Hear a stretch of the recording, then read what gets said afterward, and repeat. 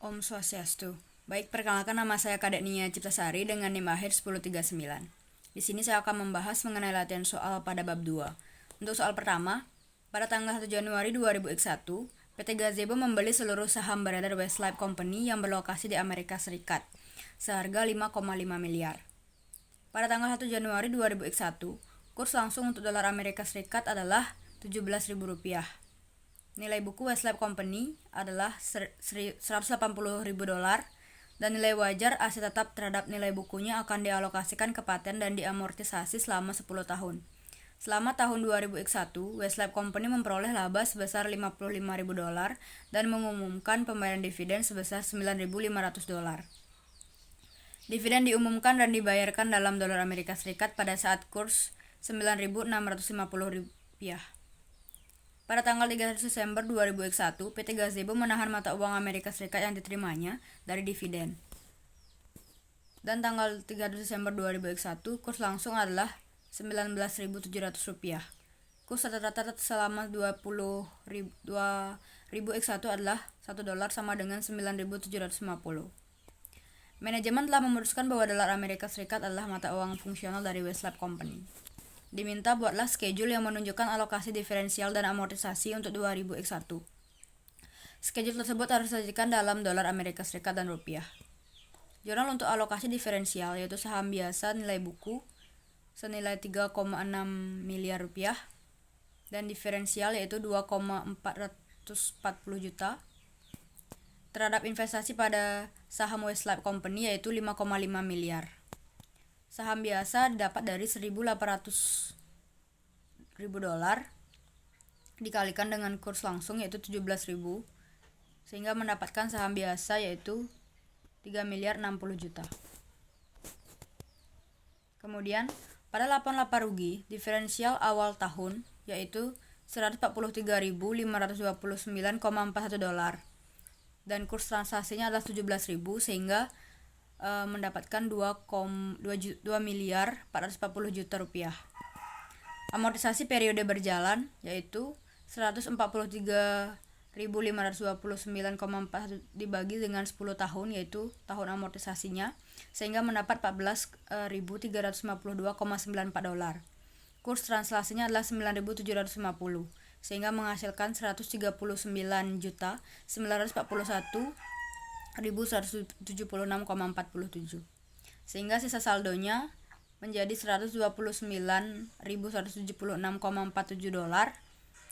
dan 2,3.558.823,53 rupiah. Untuk di laporan neraca, sisa saldo 31 Desember 2001 ditranslasikan menggunakan kurs akhir tahun yaitu $129.176,47 dan kurs transaksinya adalah 19.700 sehingga menghasilkan 2.546.776.470,58.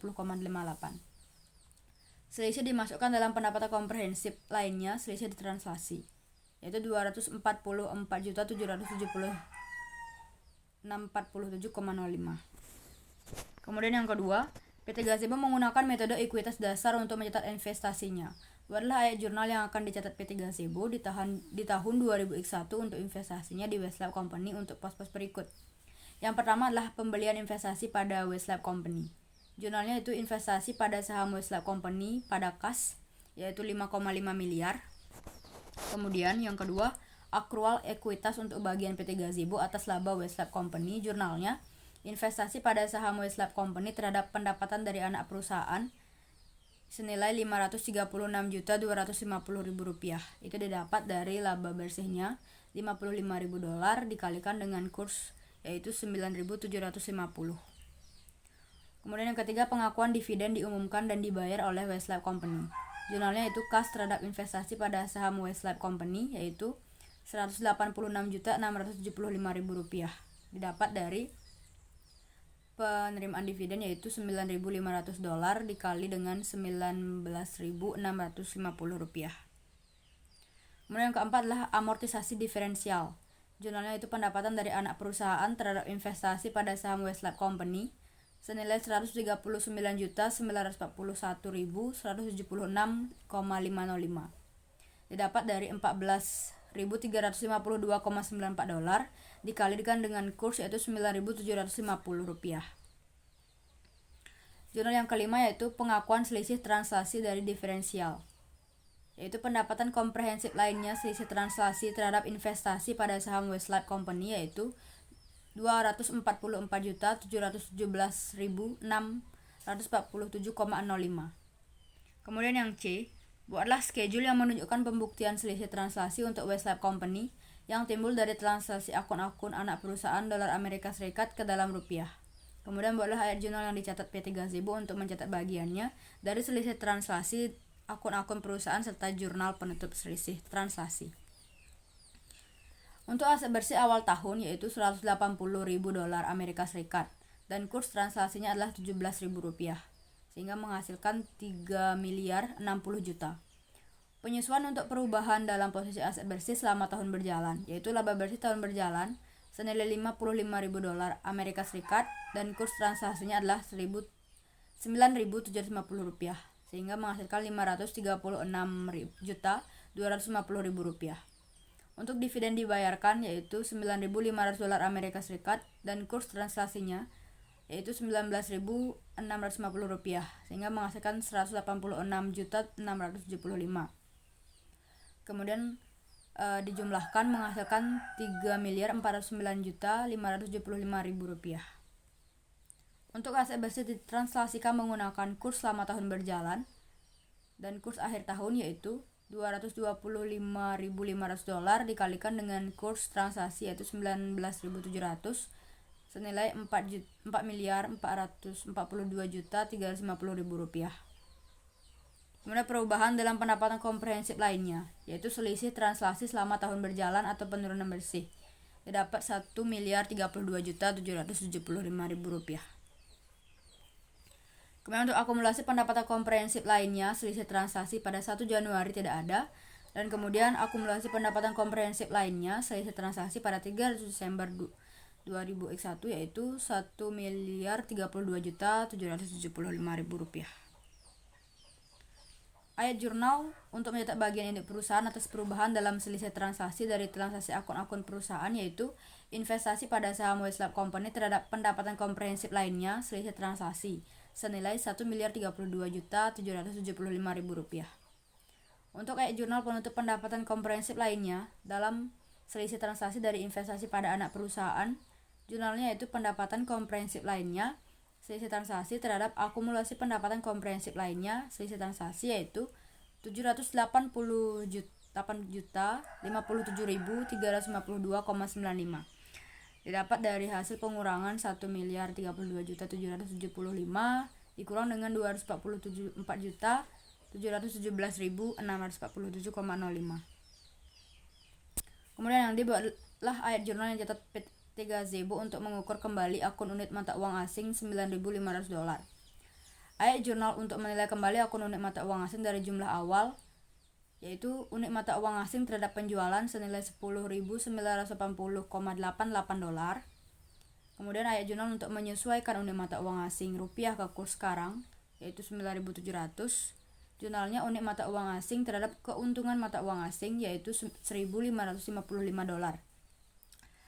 Hasil tersebut diperoleh dari $9.500 dikalikan dengan kurs yaitu Rp19.650 sama dengan Rp186.675.000 dibagikan dengan kurs yaitu 19.700 setara dengan $9.475,88. Kemudian 9.500 dikali dengan Rp9.650 sama dengan 186.675.000 dibagikan dengan 17.000 yaitu kurs langsung sama dengan $10.988,88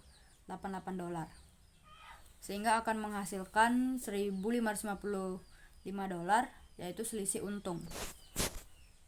Kemudian yang E, apabila PT Gazebo menguasai saham Westlife Company sebesar 90%, alokasikanlah sisa saham Westlife Company kepada pemegang saham minoritas.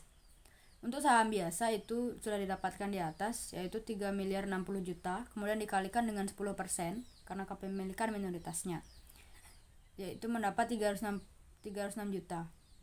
Untuk saldo laba itu laba bersih 536.250 dikali dengan 10% mendapat 53.625. Kemudian dikurangi dengan dividen.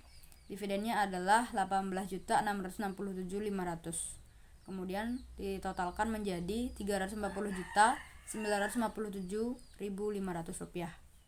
Kemudian untuk akumulasi pendapatan komprehensif lainnya yaitu 1.032.775 dikalikan dengan 10% sehingga memperoleh hasil 103.277.500, sehingga total kepemilikannya adalah selisih dari total satu laba terhadap akumulasi pendapatan komprehensif yaitu memperoleh Rp237.680.000.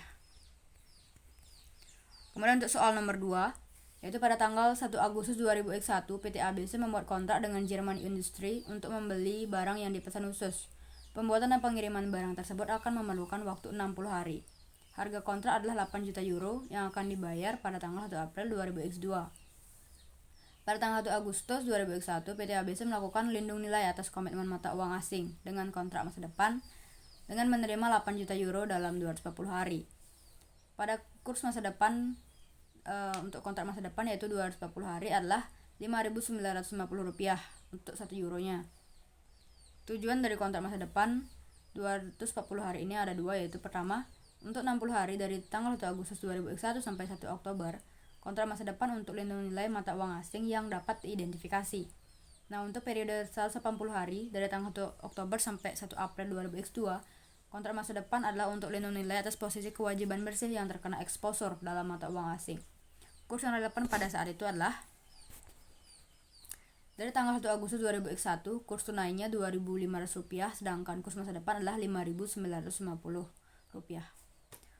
1 Oktober 2001 kurs tunainya adalah Rp1.650 dan kurs masa depannya adalah Rp5.000. Untuk 3 Desember 2001 kurs tunainya adalah Rp3.950 dan kurs masa depannya adalah Rp7.900. Dan di 1 April 2002 kurs tunai dan kurs masa depan sama-sama Rp4.865.000. Lalu bagaimana Anda mengakui transaksi tersebut dalam ayat jurnal akuntansi? Dalam setiap akuntansi sesuai dengan fungsi lindung nilai, sebagai transaksi komitmen belum diakui dan lindung nilai dari transaksi yang diperkirakan. Untuk tabel A, yaitu ayat jurnal lindung nilai komitmen mata uang asing belum diakui. Untuk 1 Agustus 2001 mengakui kontrak masa depan. Jurnalnya piutang mata uang asing terhadap utang rupiah ke broker senilai 47,6 miliar euro. Didapat dari 8 juta euro dikalikan dengan kurs masa depan yaitu Rp5.950. Untuk 1 Oktober menilai kembali piutang valuta asing dan lindung nilai komitmen menggunakan kurs masa depan. Jurnalnya piutang mata uang asing terhadap keuntungan transaksi mata uang asing yaitu 7,6 miliar euro didapat dari 8 juta euro dikalikan dengan sisih kurs masa depan yaitu Rp950. Dan jurnal berikutnya yaitu kerugian transaksi mata uang asing terhadap komitmen senilai 7,6 miliar euro. Untuk 1 Oktober 2001 menerima persediaan menutup komitmen dan mengakui utang usaha mata uang asing. Jurnalnya adalah persediaan didebet senilai 5,6 miliar dan komitmen didebet 7,6 miliar terhadap utang asing dikredit yaitu 15,9 miliar. Didapat dari untuk utang usaha 8 juta euro dikali dengan kurs tunai yaitu 1.650 dan persediaan utang usaha itu dikurang dengan komitmen sehingga menghasilkan persediaan 5,6 miliar. Untuk 3 Desember 2001 jurnalnya adalah piutang mata uang asing terhadap keuntungan mata uang asing yaitu senilai 23,2 miliar euro didapat dari 8 juta euro dikalikan dengan selisih kurs masa depan yaitu Rp2.900. Dan jurnal berikutnya adalah kerugian transaksi mata uang asing terhadap utang usaha yaitu 18,4 miliar euro didapat dari 8 juta euro dikalikan dengan selisih kurs tunai yaitu 2.300. Untuk 1 April menilai kembali kontrak masa depan pada tanggal jatuh tempo menggunakan kurs tunai dan utang dagang dalam euro. Jurnalnya adalah kerugian transaksi mata uang asing terhadap piutang mata uang asing yaitu 24,28 miliar euro didapat dari 8 juta euro dikalikan dengan 3.035. Dan jurnal berikutnya adalah utang usaha terhadap keuntungan transaksi mata uang asing yaitu 7,32 miliar euro didapat dari 8 juta euro dikali dengan 915 rupiah yang merupakan selisih dari kurs tunai. 1 April 2002 menyerahkan 47,6 miliar euro dari broker dan menerima euro untuk melunasi utang. Jadi utang rupiah ke broker terhadap kas yaitu 47,6 miliar dan unit mata uang asing terhadap piutang mata usaha yaitu 38,92 miliar euro, yaitu 8 juta dikali dengan 4.865 rupiah. Dan utang usaha terhadap unit mata uang asing senilai 38,92 miliar euro. Untuk tabel yang B yaitu jurnal lindung nilai arus kas dari transaksi yang diperkirakan, yaitu melakukan penilaian. Pada tanggal 1 Agustus yaitu mengenai kontrak masa depan pada kurs masa depan. Piutang mata uang asing terhadap utang rupiah ke broker yaitu 47,6 miliar euro. Kemudian 1 Oktober menerima persediaan yang merupakan transaksi diperkirakan dan mengakui utang usaha valuta asing yang menggunakan kurs tunai. Jurnalnya piutang mata uang asing terhadap pendapatan komprehensif lainnya senilai 7,6 miliar euro dan untuk persediaan terhadap utang usaha senilai 13,2 miliar euro. Untuk 3 Desember menilai kembali kontrak masa depan menjadi nilai wajar akhir tahun menggunakan kurs masa depan sejak tanggal 1 Oktober dan mengakui laba dan rugi dalam pendapatan bersih. Jurnalnya adalah piutang mata uang asing terhadap pendapatan komprehensif lainnya yaitu senilai 23,2 miliar euro dan kerugian transaksi mata uang asing terhadap utang dagang yaitu 18,4 miliar euro. Untuk 1 April menilai kembali kontrak masa depan pada tanggal jatuh tempo menggunakan kurs tunai dan menggunakan utang usaha dalam yen menggunakan kurs tunai. Menghapuskan keuntungan transaksi dari utang terhadap pendapatan komprehensif lainnya. Jurnalnya adalah pendapatan komprehensif lainnya terhadap piutang mata uang asing yaitu 24,28 miliar euro didapat dari 8 juta euro dikalikan dengan 3.035 rupiah. Kemudian jurnal berikutnya utang dagang terhadap keuntungan transaksi mata uang asing yaitu 7,32 miliar euro. Kemudian 1 April 2002 jurnalnya adalah utang rupiah ke broker yaitu 47,6 miliar euro dan unit mata uang asing terhadap piutang mata uang asing yaitu 38,92 miliar euro. Kemudian utang usaha terhadap unit mata uang asing untuk menutup akun unit mata uang asing senilai 38,92 miliar euro. Kemudian asumsikan penjualan persediaan dan berakhirnya proses pengakuan pendapatan dari pendapatan komprehensif lainnya dan dari kontrak masa depan. Jurnalnya adalah pendapatan komprehensif lainnya terhadap harga pokok penjualan yaitu senilai 8,68 miliar euro. Jadi jurnalnya ini terbalik karena unit mata uang asing lebih kecil daripada utang rupiah ke broker. Kemudian untuk jurnal berikutnya adalah harga pokok penjualan terhadap persediaan yaitu 13,2 miliar. Untuk tabel C yaitu ayat jurnal lindung nilai arus kas dari transaksi yang diperkirakan tidak melakukan penilaian. Untuk 1 Agustus 2001 sama seperti sebelumnya yaitu piutang mata uang asing terhadap utang rupiah ke broker senilai 47,6 miliar euro. Kemudian untuk 1 Oktober 2001 di sini tidak ada penilaian kembali piutang usaha dalam valuta asing pada tanggal ini. Dan jurnal berikutnya adalah persediaan terhadap utang usaha yaitu 13,2 miliar euro. Untuk 1 Desember yaitu menilai kembali kontrak masa depan menjadi nilai wajar akhir tahun menggunakan kurs masa depan sejak tanggal 1 Agustus dan mengakui bagian efektif dari perubahan nilai dalam pendapatan komprehensif lainnya. Kemudian sesuai dengan PSAK 55 merefleksikan bagian pendapatan komprehensif lainnya yang jumlahnya dihapus dengan kerugian transaksi valuta asing yang diakui dari utang usaha yang diukur kembali menggunakan kurs tunai sesuai dengan PSAK nomor 10. Jurnalnya adalah piutang mata uang asing terhadap keuntungan mata uang asing yaitu senilai 15,6 miliar euro didapat dari 8 juta euro dikalikan dengan selisih kurs masa depan yaitu 1.950 rupiah. Kemudian pendapatan komprehensif lainnya terhadap keuntungan mata uang asing yaitu 18,4 miliar euro. Dan jurnal berikutnya itu kerugian transaksi mata uang asing terhadap utang usaha yaitu 18,4 miliar euro.